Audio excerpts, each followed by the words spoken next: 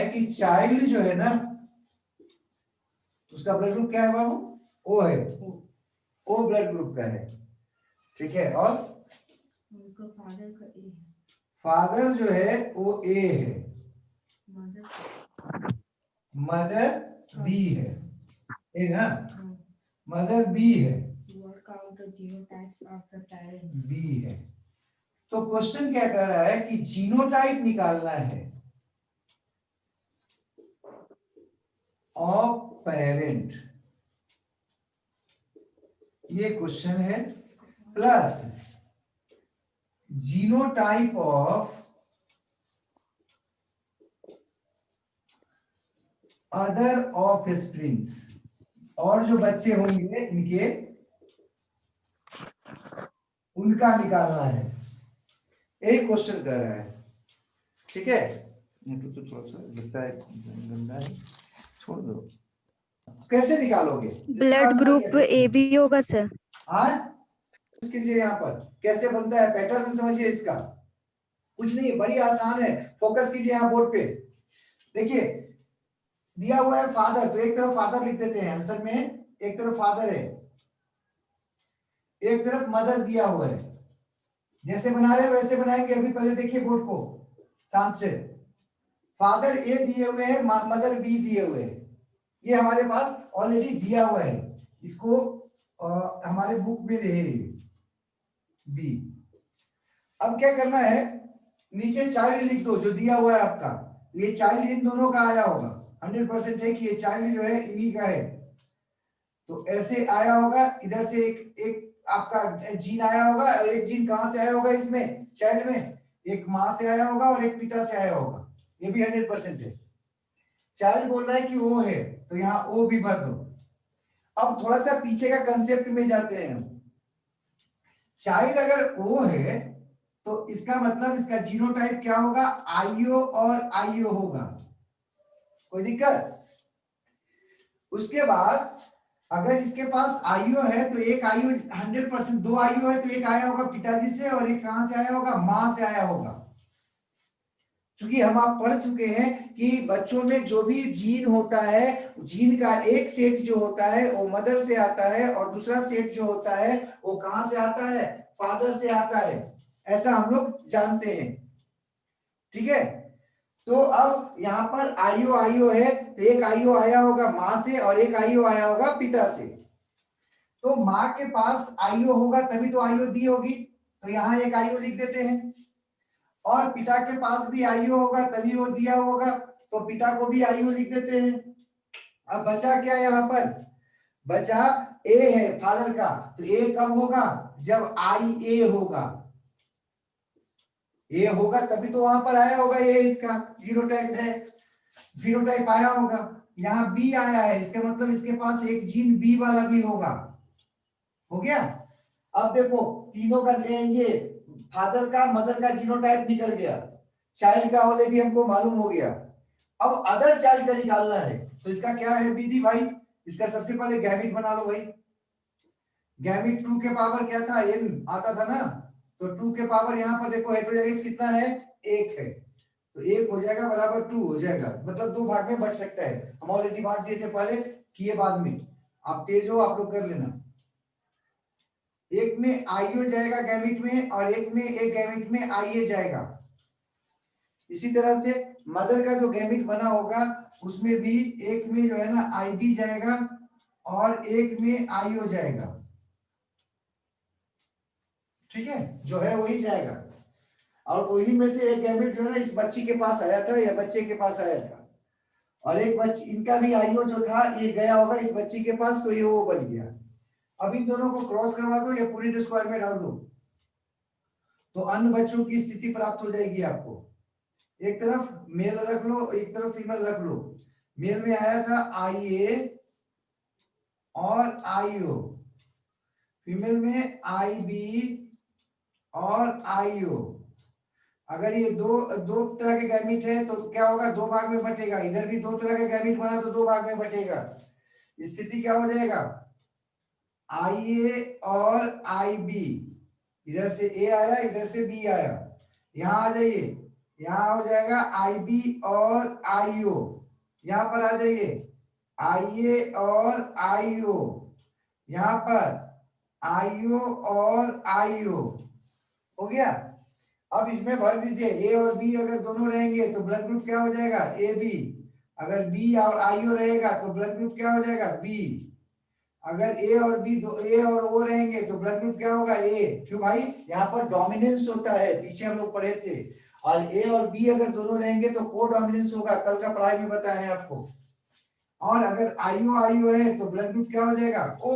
देखो सब बच्चे का आ गया स्थिति, बच्चा कैसा कैसा इसका है भाई, तो बच्चा A भी बन सकता है, B भी बन सकता है, A भी बन सकता है, O भी बन सकता है। जीनोटाइप सबका दिया हुआ है यहाँ पर, जीनोटाइप पूछेगा तो जीनोटाइप बता देंगे। तो genotype of other of spring और जीनोटाइप ऑफ पेरेंट दोनों निकाल दिए। किसी को कोई दिक्कत है तो पूछ लो। समझाने के लिए पहले हमको सेल को समझाना होगा। सेल जो होता है, एक सामान्य सेल का बात करें उसमें दो चीज होता है, एक तो न्यूक्लियस होता है और एक साइटोप्लाज्म होता है।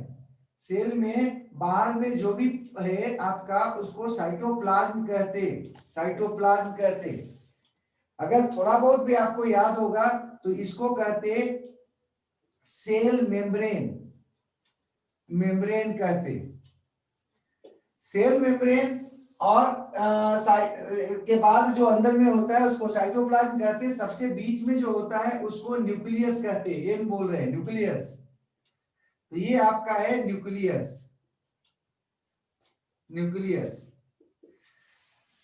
न्यूक्लियस में भी आपका क्रोमोसोम पाया जाता है, जीन पाया जाता है, और इसके द्वारा जो इनहेरिटेंस होता है, इनहेरिटेंस होता है, इस इनहेरिटेंस को कहते हैं nuclear inheritance, nuclear inheritance tense. ठीक है।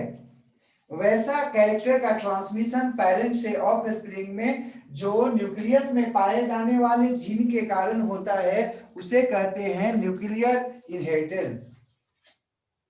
न्यूक्लियस के जीन के द्वारा होगा तो उसको बोलेंगे न्यूक्लियर इनहेरिटेंस। ये क्या करता है, मेंडल के लॉ को फॉलो करता है। It follows Mendelian inheritance tense. लेकिन साइटोप्लाज्म में भी कुछ सेल ऑर्गेनेल्स पाए जाते हैं। साइटोप्लाज्म जो होता है उसमें कुछ सेल ऑर्गेनेल्स होते हैं, लाइक माइटोकॉन्ड्रिया, कॉन्ड्रिया। अगर प्लांट्स का बात करें तो इन प्लांट्स क्लोरोप्लास्ट ऑल्सो, इसमें भी जीन पाया जाता है, इसमें भी जीन पाया जाता है। और इस जीन के द्वारा जो इनहेरिटेंस होता है, इनहेरिटेंस होता है, उस इनहेरिटेंस को कहते हैं साइटोप्लाज्मिक इनहेरिटेंस, प्लाज्मिक इनहेरिटेंस। तो साइटोप्लाज्मिक इनहेरिटेंस क्या है, देखो केवल हम एक फिगर बना दिए हैं, इससे जो भी क्वेश्चन आएगा आराम से बता दोगे आप। आपसे क्वेश्चन पूछ सकता है कि क्रोमोसोम कहां रहता है सेल में, आंख बंद करके बता दोगे न्यूक्लियस के अंदर।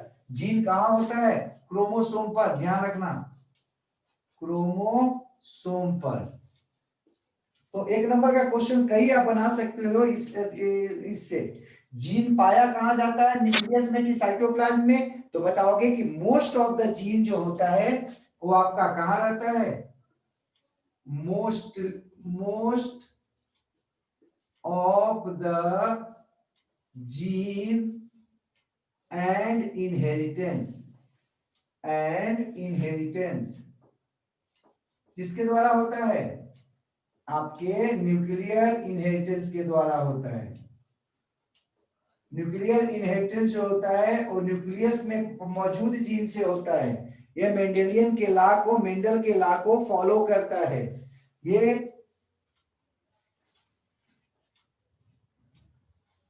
Does not follow Mendelian inheritance. Mendel के इनहेरिटेंस के लॉ को ये फॉलो नहीं करता है, मेंडेलियन इनहेरिटेंस को फॉलो नहीं करता है। अब 2 नंबर का क्वेश्चन आएगा तो लिख दीजिएगा कि the genes present in cell organelles of cytoplasm like mitochondria, chloroplast contains some genes which are responsible for some inheritance, and this type of inheritance is called cytoplasmic inheritance. It does not follow Mendelian inheritance or Mendelian law, while the genes present in nucleus show inheritance called nuclear inheritance which follow Mendelian inheritance. ठीक है, तो ये आपको देखो जैसे एक chromosome समझ लो, इसको हमारे फिंगर को एक क्रोमोसोम आप समझ लो, और यहाँ पर ये आपको जो आपका जोड़ नजर आ रहा है ज्वाइंट्स, उसको आप जीन समझ लो अभी फिलहाल के लिए। तो किसी एक ही क्रोमोसोम पर मौजूद जो जीन्स होते हैं वो लगातार कई जनरेशन तक एक दूसरे के साथ बना रहना चाहते हैं या बने रहते हैं। इस फेनोमेनन को ही हम क्या कहते हैं? लिंकेज कहते हैं, और ऐसे जीन को आपस में लिंक्ड जीन कहते हैं। तो क्या है लिंकेज? क्या है? The phenomenon in which the genes present on the same chromosomes lack independent assortment या separation during gamete formation called linkage, ठीक है? And the genes which show linkage called linked gene, ठीक है? तो इस बात को लिख देते हैं। लिंकेज क्या है? The phenomenon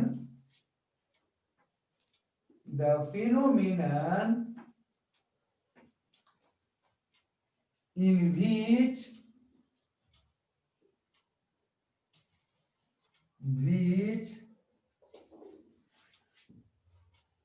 genes present on same chromosomes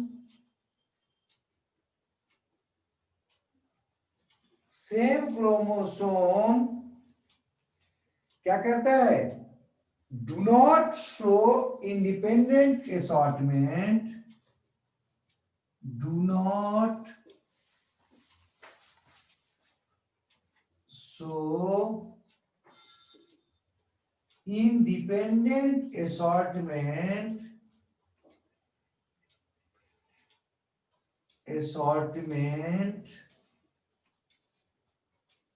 full stop, है ना? वैसा फेनोमेनन जिसमें किसी एक ही क्रोमोसोम पर मौजूद जीन इंडिपेंडेंट असॉर्टमेंट नहीं दिखाते, ठीक है?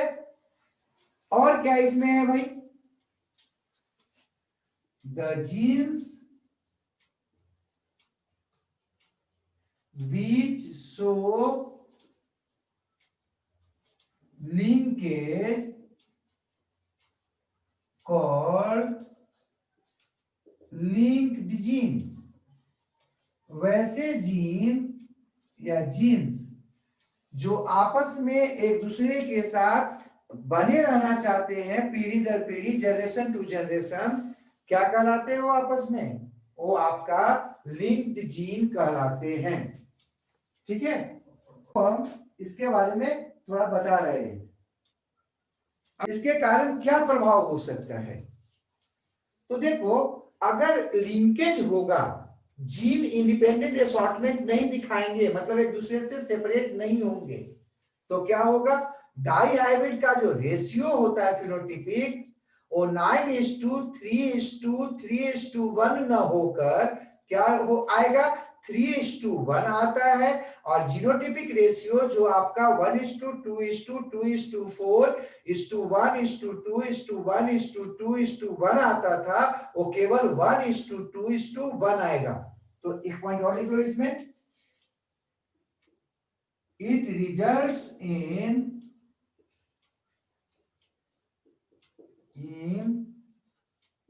dihybrid ratio as 3:1।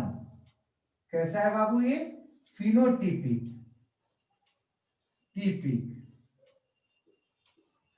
एंड कितना बोले हैं, 1:2:1। कैसा बाबू, जीनोटिपिक, ये दिखाता है। ठीक है, तो यहां पर फिनोटिपिक रेशियो जो डाई हाइब्रिड है 3:1 हो जाता है, और जीनोटिपिक जो रेशियो है 1:2:1 हो जाता है, चेंज हो जाता है। किसके कारण, लिंकेज के कारण। ठीक है, अब लिंकेज हो कैसा सकता है, इट मे बी कंप्लीट और इनकम्प्लीट टाइप। लिंकेज में जितना कोई भी क्वेश्चन, जितना नंबर का क्वेश्चन आए इतना लिख दीजिएगा, काम भर हो जाएगा आंसर। ठीक है, क्रॉसिंग ओवर,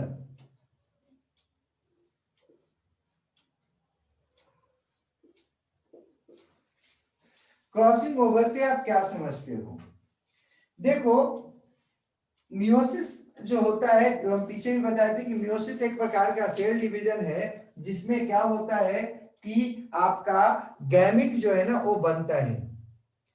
अब ये जो मियोसिस होता है उस समय एक प्रोसेस होता है, उस प्रोसेस का नाम है क्रॉसिंग ओवर। इसमें होता क्या है कि होमोलोगस जो क्रोमोसोम्स हैं, उनके जो नर्व सिस्टर आपके क्रोमैटिड्स होते हैं, उनके बीच में टुकड़ों का आदान प्रदान होता है। हाँ, एक जो धागा है, धागे के टुकड़े का आदान प्रदान होता है, एक्सचेंज हो सकता है, या एक्सचेंज होने के कारण जीन का नया कॉम्बिनेशन बन जाता है। और ये जो नया कॉम्बिनेशन बनता है, इसी को हम रिकॉम्बिनेशन भी कर सकते हैं या कहते हैं। तो क्रॉसिंग ओवर क्या है, क्रॉसिंग ओवर एक प्रोसेस है, एक फेनोमेनन है जो मियोसिस के समय होता है आपका, जिसके कारण क्या होता है, होमोलोगस क्रोमोसोम के जो नॉन सिस्टर क्रोमैटिड्स होते हैं उनका आदान प्रदान होता है, एक्सचेंज होता है, और वहां पर नया जो है ना क्या बनता है, कॉम्बिनेशन बनता है। आपके मन में यहाँ पर एक बात आ रहा होगा कि होमोलोगस क्रोमोसोम तो पीछे बताए थे आप कि होमोलोगस क्रोमोसोम्स वैसे क्रोमोसोम्स को कहते हैं जो देखने में एक दूसरे के हूबहू समान होते हैं या देखने में एक दूसरे के जैसे नजर आते हैं, उसको होमोलोगस क्रोमोसोम कहते हैं। ये जो होमोलोगस क्रोमोसोम्स होते हैं उसमें एक क्रोमोसोम जो होता है पैटर्नल होता है, मतलब पिता से आता है, और दूसरा जो होता है वो मैटरनल होता है, मतलब वो माँ से आता है, क्रोमोसोम्स होते हैं। अब ये जो क्रोमोसोम्स होते हैं इनमें देखो दो दो धागे हो जाते हैं मियोसिस के समय। इसको ये जो दोनों एक क्रोमोसोम का दोनों धागा है इसको कहते हैं सिस्टर क्रोमैटिड्स।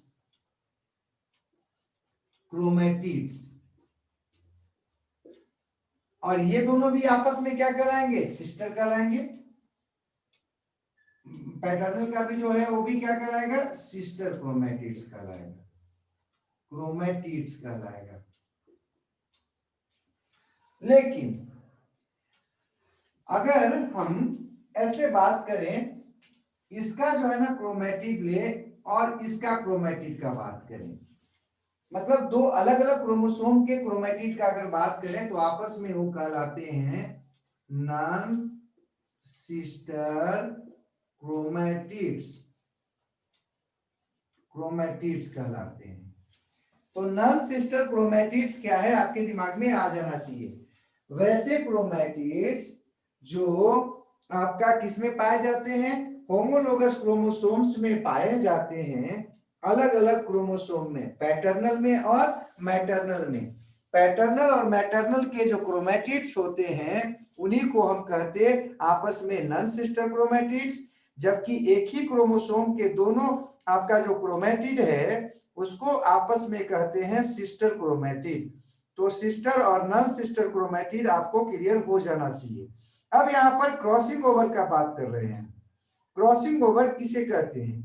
क्रॉसिंग ओवर जो है ना उसको कहेंगे जिसमें नॉन सिस्टर जो क्रोमैटिड्स होता है, नॉन सिस्टर मतलब होमोलोगस क्रोमोसोम में अलग अलग क्रोमोसोम पर मौजूद क्रोमैटिड्स, अभी हम लाल से उसको इंडिकेट किए हैं। तो जो नॉन सिस्टर क्रोमैटिड्स होता है उसके टुकड़ों का एक दूसरे में आदान प्रदान होना, एक क्रोमोसोम का टुकड़ा दूसरे में चला जाना, दूसरे का इसमें चला जाना, क्या कहलाता है? क्रॉसिंग ओवर कहलाता है। ठीक है, इनका एक्सचेंज जो होता है ना, एक्सचेंज जो होता है, ठीक है, इसी को कहते हैं crossing over.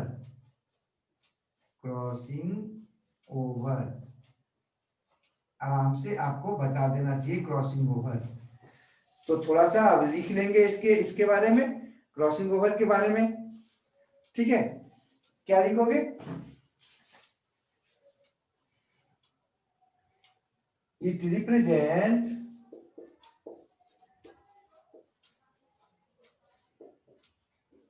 exchange of chromosomal segments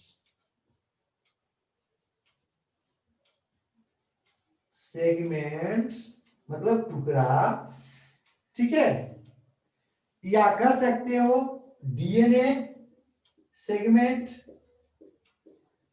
ठीक है, किसके बीच में बाबू? Between non sister chromatids of homologous chromosomes. Between non sister chromatids of homologous chromosomes.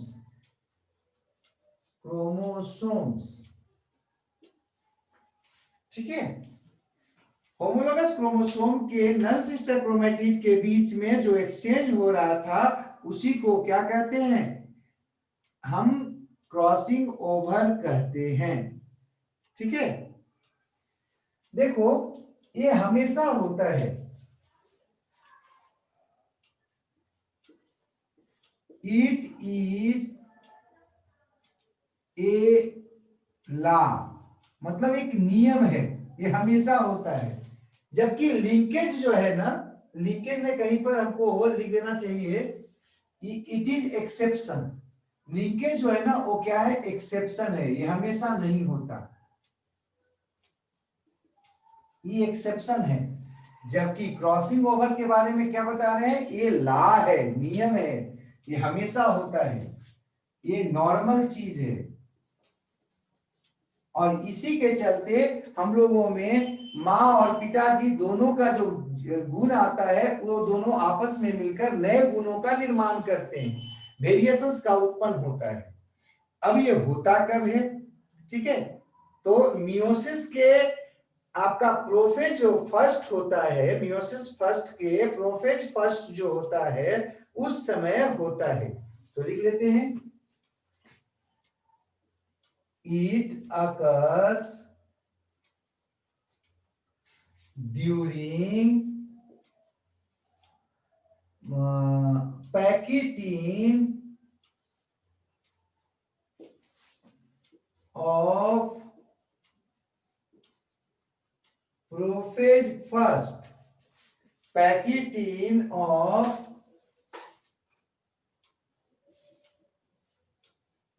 Prophase first, first नहीं हो पा रहा है, नीचे लिख देते हैं, ऑफ प्रोफेज फर्स्ट, इसको अंडरलाइन कर लीजिएगा, pachytene of prophase first of meiosis first during gamete formation, gamete बनाने के समय या गैमीट निर्माण के समय जो मियोसिस होता है उसमें जो प्रोफेज फर्स्ट होता है उसी के पैकेटिन में जो है ना ये आपका घटना घटता है। इसका महत्व क्या है? ये काफी महत्वपूर्ण है क्योंकि ये क्या करता है, वेरिएशंस उत्पन्न करता है सेक्सुअल रिप्रोडक्शन के समय। तो सेक्सुअल रिप्रोडक्शन के समय जो वेरिएशंस होता है उसका एक सबसे बड़ा कारण कौन है? क्रॉसिंग ओवर है। ठीक है, तो यहां पर लिख लेते हैं, it is one of the most important factor for development of variation, pen में इंक नहीं है यार, तुम क्या देखते हो यार, variations during sexual reproduction, sexual reproduction के समय जो वेरिएशन होता है उसका एक सबसे बड़ा आपका क्या है, इंपॉर्टेंट फैक्टर है, एक सबसे महत्वपूर्ण फैक्टर है। ठीक है, ये मनुष्य में जो सेक्स डिटरमिनेशन है, मतलब कि डिटरमिनेशन, सेक्स डिटरमिनेशन है क्या, सबसे पहले तो इसका बात करते हैं। तो क्या है, किसी भी इंडिविजुअल में सेक्स के डेवलपमेंट के प्रोसेस को हम क्या कहते हैं सेक्स डिटरमिनेशन कहते हैं।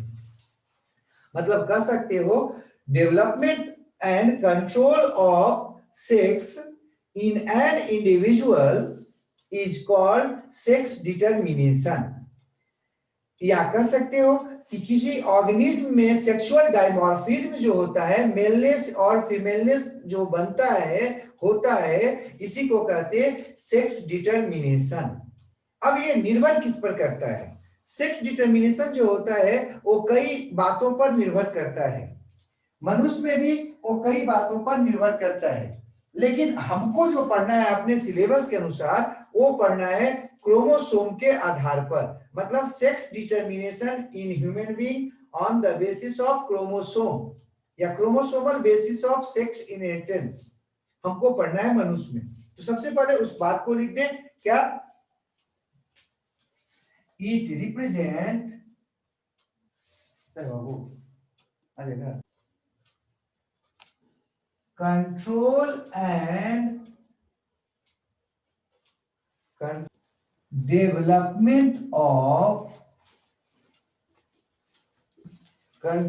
and development of sex or sexual dimorphism,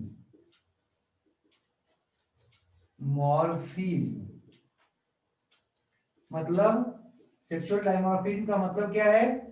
मेलनेस oblique femaleness, कोई मेल या फीमेल क्यों है, ये सेक्स डिटरमिनेशन बताता है। फीमेलनेस इन ऑर्गेनिज्म, इसी को कहते हैं हम sex determination. It depends on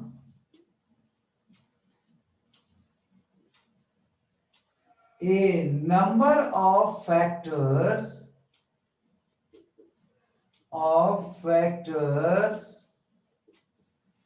like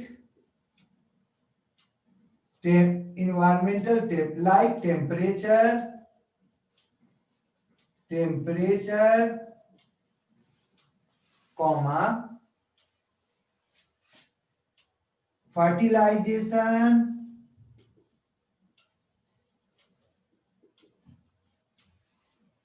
comma chromosomes etc. ठीक है, कई चीज पर निर्भर करता है। मनुष्य में भी उसका बच्चा जो है ना, वो लड़का होगा कि लड़की, ये कई बातों पर निर्भर करता है।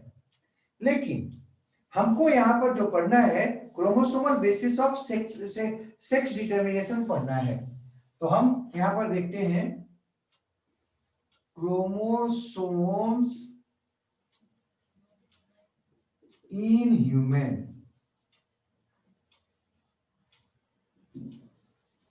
जो क्रोमोसोम होता है ह्यूमन बीइंग में, शायद आप जानते होंगे 46 होता है। ये दो प्रकार का होता है।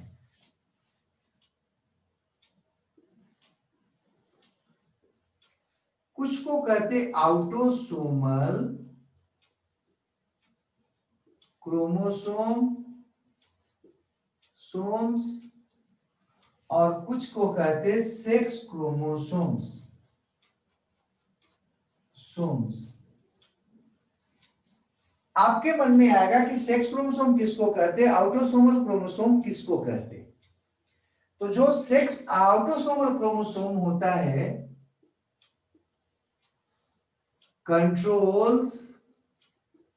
control all characters except sex।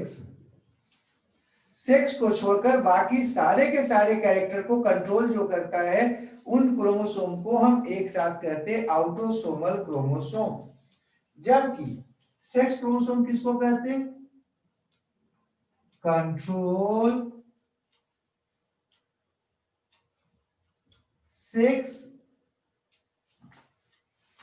Development and activity. Sex activity या डेवलपमेंट जो है, इसको जो कंट्रोल करता है उसको कहते हैं सेक्स क्रोमोसोम। हमें जो 46 क्रोमोसोम्स होता है, इसमें से 44 जो क्रोमोसोम्स होता है, मतलब 22 पेयर्स। 46 को हम 23 पेयर्स करके लिखते हैं। उसमें 22 पेयर्स जो होता है आउटोसोमल क्रोमोसोम्स होता है, जबकि 2 मतलब 1 पेयर जो होता है वो होता है सेक्स क्रोमोसोम। ये अगला पॉइंट है। नेक्स्ट पॉइंट का बात करो तो same in both male and female. Male और फीमेल में आउटोसोमल क्रोमोसोम हूबहू सेम होते हैं, जबकि जो सेक्स क्रोमोसोम होता है डिफरेंट इन मेल। कैसा होता है मेल में, XY एंड फीमेल। फीमेल में कौन होता है, XX होता है। ठीक है। अब अगर हम सेक्स डिटर्मिनेशन का बात करें तो आराम से कर सकते हैं। इस पे क्वेश्चन आपके दूसरा सेकंड नंबर चैप्टर में, नहीं 4th नंबर चैप्टर में था एक, कि किसी भी फैमिली में लड़की या लड़का होने के लिए उसमें फीमेल को जिम्मेवार ठहराया जाता है। क्या ये सही है? तो ये सेक्स डिटर्मिनेशन जब अगर समझ लेते हैं तो आराम से बता सकते हैं। जैसे इसमें अगर हम लेते हैं कोई मैन है, तो इसमें कितना क्रोमोसोम होगा, 44 प्लस XY होगा, मतलब 46 होगा। इसी तरह से कोई वुमेन है, उसमें भी कितना होगा क्रोमोसोम, 44 प्लस XX, मतलब कितना होगा भाई, 46 क्रोमोसोम होगा। 46 यहाँ मेल में भी है और 46 फीमेल में भी है, वोमेन में भी है। जब गैमिट बनने का बात आएगा तो इसमें दो प्रकार का गैमिट बनता है। चूंकि वो जो आपका है 44 वो तो एकदम सेम टू सेम है, तो 22 का अलग हो जाता है, 22 अलग और 22 अलग, 50-50 हो गया। और यहाँ पर एक्स वाई है तो एक में एक्स चला जाता है और एक जो आपका गैमिट होता है उसमें वाई चला जाता है, वाई। तो जो मेल का गैमिट बनता है वो दो प्रकार का बनता है, जबकि ह्यूमन बीइंग में जो वोमेन होती हैं उनमें जो गैमिट बनता है वो इस प्रकार का बनता है, 22 प्लस एक्स और 22 प्लस एक्स। क्यों बनता है? क्योंकि इनके पास दोनों का दोनों सेक्स क्रोमोसोम एक्स एक्स होता है और मेल में दोनों का दोनों सेक्स क्रोमोसोम में एक एक्स होता है और एक वाई होता है। अब देखिए, अगर ये जो है ना इसके साथ क्रॉस करे वुमेन के उस गैमेट के साथ तो क्या होगा, ये अगर इस गैमेट के साथ क्रॉस करे तब क्या होगा, या ए इस गैमेट के साथ क्रॉस करे और ये इस गैमेट के साथ क्रॉस करे तब क्या होगा। ठीक है, अब आपको यहां पर उसको देखना है थोड़ा।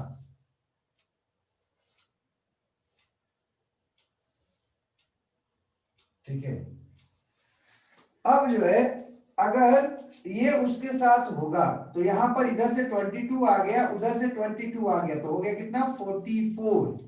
इधर से x इधर से x आ गया तो यहां पर हो जाएगा x x, तो 44 प्लस x x बना। यहां पर यहां आ जाइए, यहां भी इधर से 22 आ गया, यहां से 22 आ गया, तो 44 प्लस x इधर से उधर से x, तो x x, तो ये हो गया 44 प्लस x x। यहां पर बात करते हैं इस जगह पर, यहां पर भी 22 आ गया इधर से और 22 इधर से, तो 44 हो गया और इधर से x और उधर से x आया और इधर से y आया, तो यहां पर हो गया xy। यहां आ जाओ, यहां भी इधर से 22 इधर से 22, तो हो गया 44 प्लस इधर से y इधर से x, तो क्या आ गया xy। अभी हम लोग पढ़े थे कि अगर xy होगा तो क्या होगा, फीमेल होगा, और x होगा तो क्या होगा, फीमेल सॉरी x होगा तो फीमेल होगी या गर्ल होगी। अगर xy होगा तो क्या होगा, बॉय होगा। तो ये दोनों जो होंगे y होंगे और वो दोनों जो होंगी गर्ल होंगी। मतलब किसी भी फैमिली में लड़की या लड़का होने का चांस कितना परसेंट है, बॉय या गर्ल होने का चांस कितना कितना परसेंट है बाबू, 50-50 है ना। 50-50% चांस है किसी फैमिली में कि लड़की होगी या लड़का होगा। और उसके लिए जिम्मेवार कौन है, उसके लिए जिम्मेवार जो है वो आपका पुरुष होता है, न कि महिला होता है। तो किसी भी फैमिली में, अब ये बात अगर आपसे पूछा जाए कि किसी भी फैमिली में लड़की होने के लिए जिम्मेवार कौन है, तो उसका उसमें जो आपका मेल होता है, मैन जो होता है, वो जिम्मेवार होता है कि लड़की हो रही है कि लड़का। चांस कितना परसेंट है किसी भी परिवार में लड़की या लड़का होने का, 50-50% चांस होता है। ये हो गया सेक्स डिटर्मिनेशन ह्यूमन बीइंग में। ठीक है, तो और कर लेना चाहिए। सेक्स लिमिटेड इनहेरिटेंस किसको कहते हैं, वैसे इनहेरिटेंस को हम सेक्स लिमिटेड इनहेरिटेंस कहते हैं जो या तो केवल मेल में होता है या केवल फीमेल में होता है। मतलब वैसा इनहेरिटेंस जो केवल मेल में हो या फीमेल में हो, ठीक है, रहता दोनों में है, लेकिन उसका जो जीन है वो प्रकट होता है केवल या तो मेल में या फीमेल में, ये ध्यान रखना है। वैसा इनहेरिटेंस जिसका कैरेक्टर केवल एक ही सेक्स में प्रकट होता है जबकि उसका जीन दोनों सेक्स में मौजूद होता है, इस तरह के इनहेरिटेंस को कहते हैं sex limited inheritance. Sex limited inheritance जो होता है ऑटोसोमल क्रोमोसोम से कंट्रोल होता है, मतलब वो जो 44 क्रोमोसोम जो कि मेल और फीमेल दोनों में सेम होते हैं, उसी के द्वारा सेक्स लिमिटेड इनहेरिटेंस कंट्रोल होता है। अब इसका उदाहरण देख लो, पुरुषों में दाढ़ी मूंछ का आना, ठीक है, महिलाओं में वो जो है ना मैमरी ग्लैंड का डेवलप होना, दूध का आना, मतलब मिल्क लैक्टेशन होना, ये सब जो है ना आपका क्या है, ऑटोसोमल क्रोमोसोम के द्वारा कंट्रोल होते हैं। इनके जीन मेल में भी होते हैं और फीमेल में भी होते हैं, लेकिन ये प्रकट किसी एक ही में होते हैं, और इसलिए इसको हम सेक्स लिमिटेड इनहेरिटेंस कहते हैं। नेक्स्ट है सेक्स लिंक्ड इनहेरिटेंस। वैसे इनहेरिटेंस को हम सेक्स लिंक्ड इनहेरिटेंस कहते हैं जो उन जीन के द्वारा इनहेरिटेंस होते हैं जो एक्स और वाई क्रोमोसोम पर पाए जाते हैं। तो वैसा इनहेरिटेंस जो एक्स और वाई क्रोमोसोम पर मौजूद जीन के द्वारा होते हों उनको कहते हैं सेक्स लिंक्ड इनहेरिटेंस। इसमें कॉमन उदाहरण कौन हो जाएगा सेक्स लिंक्ड में? तो एक्स और वाई से होने वाला में जैसे हीमोफीलिया है, कलर ब्लाइंडनेस है, वो आपका जो है ना आपका सेक्स लिंक्ड इनहेरिटेंस में आता है। लेकिन हम आपको अगला जो बात करते हैं वो है सेक्स इन्फ्लुएंस्ड का। सेक्स इन्फ्लुएंस जो इनहेरिटेंस होता है वैसा इनहेरिटेंस होता है जिसके जीन दोनों में रहते हैं, मेल में भी और फीमेल में, मतलब ऑटोसोमल क्रोमोसोम के द्वारा होते हैं, लेकिन प्रकट केवल एक ही में होते हैं। प्रकट केवल एक ही में होते हैं। क्यों? क्योंकि वो जो हार्मोन होते हैं मेल या फीमेल के, वो उसको प्रभावित करते हैं, इन्फ्लुएंस करते हैं, इसलिए इसको हम लोग बोलते हैं sex influenced inheritance. Sex influenced inheritance का कॉमन उदाहरण है बाल का उड़ जाना, पैटर्न बाल्डनेस जिसको बोलते हैं। आप देखते होंगे कि यहाँ से बाल जो है ना अधिकांश मेल का उड़ जाता है ज्यादा। ये जो बाल गिर जाता है, गिरना जो है इसको हम पैटर्न बाल्डनेस कहते हैं। ये होता है किसके कारण? ऑटोसोमल क्रोमोसोम के द्वारा के जीन के द्वारा, पार्टिकुलर जीन के द्वारा जो हार्मोन के द्वारा प्रभावित होते हैं। वो जो हार्मोन होता है फीमेल का, वो उसमें इसको रिसेसिव बना देता है, दबा देता है, जबकि मेल में इसको क्या करता है और एक्टिव कर देता है। इसलिए मेल में जो है ना इसके प्रकट होने की संभावना 75% तक हो जाता है, जबकि फीमेल में एक इसके मतलब बाल्डनेस होने का, बाल गिरने का जो है चांस वो आपका केवल 25% होता है। मतलब उजड़े चमन बनने का चांस फीमेल में केवल 25% होता है। क्यों? क्योंकि उसका जो सेक्स हार्मोन होता है, फीमेल सेक्स हार्मोन, वो वाइल्डनेस के जीन को रिसेसिव बना देता है, उसको एक्टिव होने से कम करता है, रोकता है। नेक्स्ट जो है इसमें सेक्स इन्फ्लुएंस्ड में और भी आप इसमें देख सकते हैं, इंडेक्स जो आपका फिंगर होता है उसका छोटा होना, ठीक है, गाउट जिसको हम बोलते हैं वो जोड़ों पे जो दर्द होता है, वो भी जो है ना आपका सेक्स इन्फ्लुएंस्ड होता है, वो भी हार्मोन के द्वारा प्रभावित होता है।